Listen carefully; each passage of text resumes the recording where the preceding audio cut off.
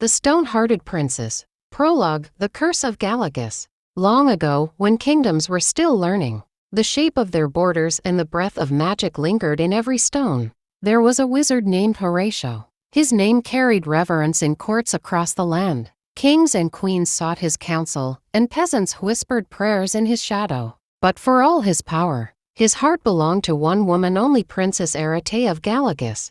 Horatio gave her father's house blessings beyond measure. Their fields grew heavy with wheat even in lean years. Their coffers glittered with gems cut finer than stars. Rain fell when Galligus called, and enemies faltered at their gates. All he asked in return was her hand.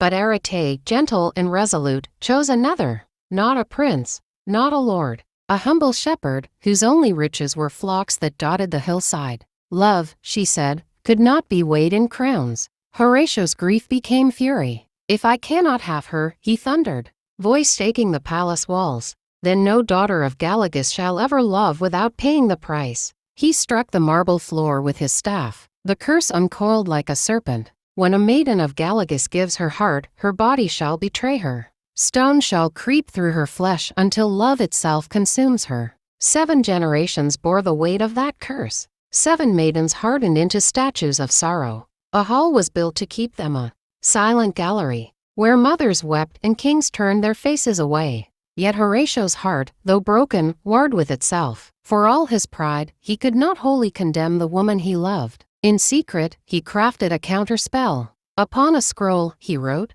"If Galligus' blood and my blood are joined in true love, the curse shall shatter." But his shame was vast. He wrapped the scroll in enchantments and hid it within the palace, in places only fate might guide. Arete bore her son in joy, but the curse claimed her swiftly. Her flesh hardened, her lips froze mid-lullaby.